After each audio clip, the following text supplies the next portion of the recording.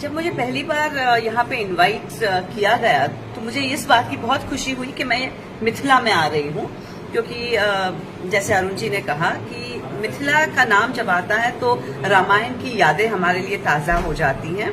और रामायण तो आप सब जानते हैं कि हमारे बहुत दिल के करीब है।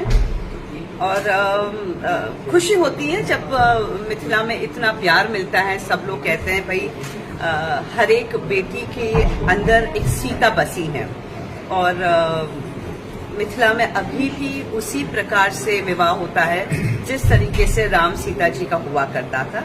आप सबने वो अभी भी ट्रेडिशन जारी रखा है, तो खुशी होती है और बहुत अच्छा लगता है। जिस प्रकार मैम अयोध्या में राम का मंदिर बन रहा है, तो क्या चाहें कि सीतामढ़ी में भी जो मंदिर का जो कल्पना किया गया है वो साकार हो?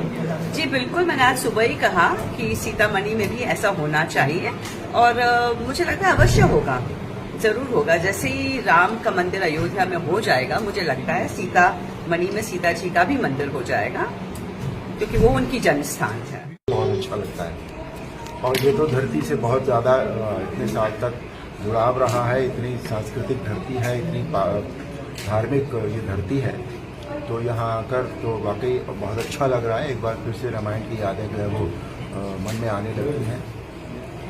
तो इस धरती ने जो दिया है, सीता माँ सीता को दिया है, इस विश्व को, इस ब्रह्मांड को, इस संसार को, वो अपने आप में अभूतपूर्व बात है। बहुत अनूठी देन है धरती की। तो धरती बहुत अच्छी है, बहुत पवित्र है। यहाँ के लोग बड़े अच्छे हैं, सीधे हैं, सीधे साधे लोग हैं, बहुत प्यार करते हैं। अच्छा लगा।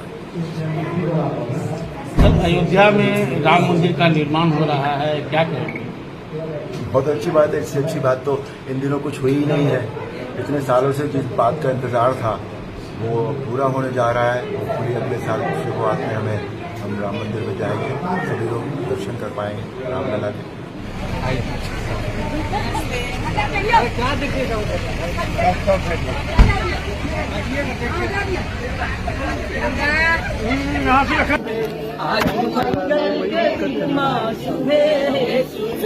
सिया राम के लगन माँ शुभे।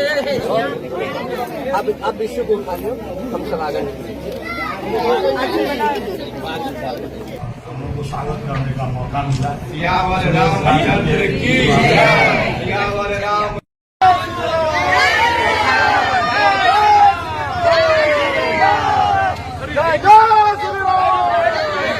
आगे मान बढ़ावन पागे सोच हथ में मत प्रभु सिया राम के मंच से जे अहाँ सबके लेल अनुभव छै से कहता केना रामायण बनेलथि और अहाँ सब केना